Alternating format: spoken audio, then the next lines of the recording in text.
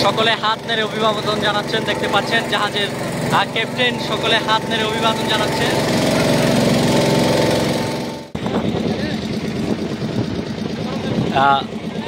সোমালিয়ার জলদস্যুদের হাত থেকে মুক্তি পাওয়া 23 জন বাংলাদেশি নাবিককে নিয়ে কুতুবদিয়া চ্যানেল থেকে এই মুহূর্তে চট্টগ্রামের উদ্দেশ্যে রওনা হয়েছে এমভি জাহানমণি 3 জাহাজটি।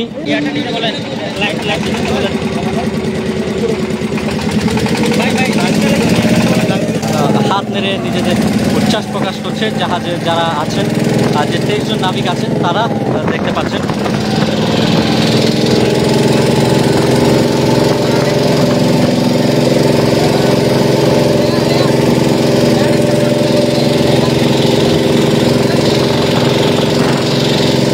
লাইটার জাহাজ এমভি জাহানমণি টিভি দশা থেকে মুক্ত 23 জন নাবিককে নিয়ে এই মুহূর্তে রওনা দিয়েছে। আমরা জাহাজের যে 23 জন ক্রু সেখানে আছেন তারা আমাদের দিকে বের হয়ে আসছেন একে একে।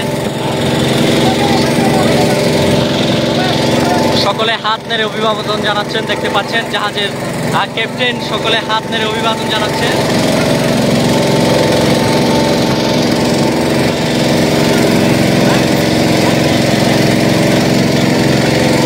23 জন সকলে একে একে বেরিয়ে আসছেন।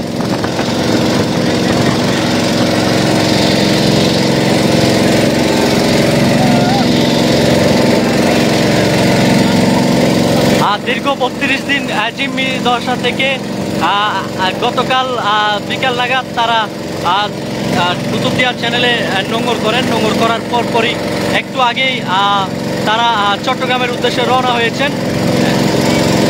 একে একে তারা সবাই ডেক থেকে বেরিয়ে হাত নেড়ে অভিবাদন জানাচ্ছে, আমরা দেখছি।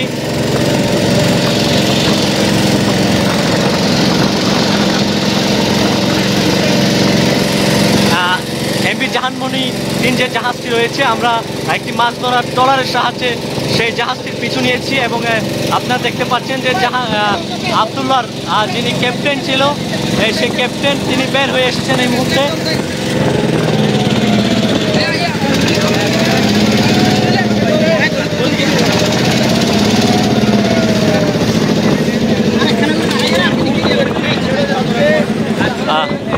জাহানমণি 3 ছেড়ে যাচ্ছে চট্টগ্রামের উদ্দেশ্যে।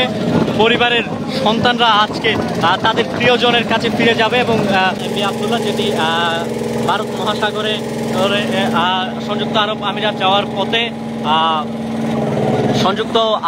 যাওয়ার পথে ভারত মহাসাগর সোমালিয়ার জলদস্যুদের কবলে পড়েছিল এবং সেখানে 32 দিন তারা জিম্মি ছিলেন জলদস্যুদের কাছে। পরে জাহাজ মালিক পক্ষ মুক্তিপণ দিয়ে 23 জন ক্রু সহ জাহাজটিকে মুক্ত করে আনেন এমভি আবদুল্লাহ এবং ক্রুকেদের মুক্ত করার পরেই এমভি আবদুল্লাহ জাহাজটি সংযুক্ত আরব আমিরাতে যায় এবং জাহাজে থাকা 50,000 মেট্রিক টন যে কয়লা, সেই কয়লা সেখানে খালাস করেন এবং কয়লা খালাস করার পর সেখান থেকে প্রায় 56,000